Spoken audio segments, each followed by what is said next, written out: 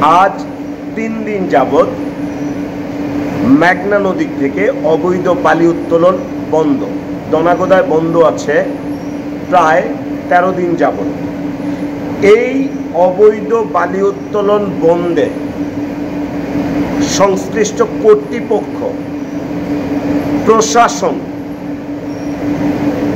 এছাড়া যত সম্মুখ যোদ্ধা, প্রতিবাদী যোদ্ধা, প্রত্যেকের সমন্বিত প্রচেষ্টায় এই অবৈধ বালি উত্তোলন বন্ধ হওয়ায় আপনাদের কাছে আমি কৃতজ্ঞতা প্রকাশ করছি, জানাচ্ছি সেলুট এবং প্রত্যাশা করব এই মতলবে এ ধরনের মতলবকে ধ্বংসের পায়তারা যারা করবে তাদের বিরুদ্ধে সবাই একসাথে রুখে দাঁড়াবেন মতলব রক্ষায়।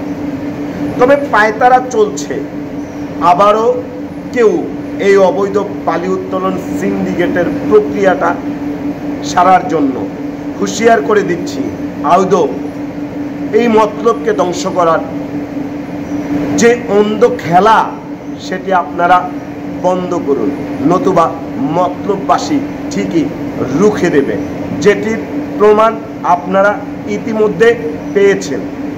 এই অবৈধ বালি উত্তোলন কর্মযজ্ঞে আমি আমার অবস্থান, আমার উপস্থাপন, আমার প্রতিবাদী যে জায়গাটি, এটা বিশাল একটা কর্মযজ্ঞ।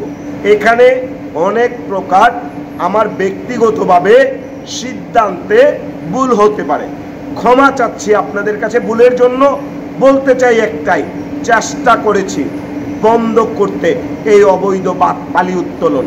3 দিন হলো সফলতার। একটা জিনিস চিন্তা করুন, দৈনিক 20 কোটি টাকার অবৈধ বালি উত্তোলন যে নদী থেকে হয়, আজকে 3 দিন বন্ধ, অর্থাৎ 60 কোটি টাকার অবৈধ বালি উত্তোলন মেঘনায় আজকে পর্যন্ত বন্ধ আছে।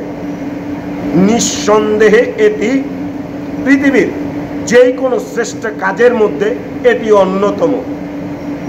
আর এর ফসল বা এটি বাস্তবায়ন যারা করেছেন তারা আমাদের এই মতলবের এবং মুন্সিগঞ্জ, গজারিয়া, বাহেরচর সহ নাম না জানা, নাম প্রকাশে অনিচ্ছুক অসংখ্য প্রতিবাদী যোদ্ধা আপনারা সাথে থেকেছেন, কাজ করেছেন, আর সেই ফলশ্রুতিতে আজকে কলঙ্কমুক্ত হলো মেঘনা ও দনগোদা।